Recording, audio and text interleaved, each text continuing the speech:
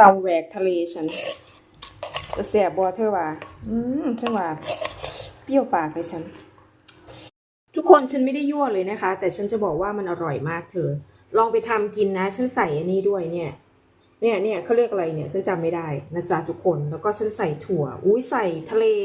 แหวกทะเลไปเลยจ้ะทุกคนฉันจะบอกว่ามันอร่อยมากจ้าใครอยากกินคะว่าให้กินดอกสิกินผู้เดียวจ้าถ้าอย่างเบิ้งก็ซื้อจ้าไปเลยนะจ๊ะไปกินแล้วนะ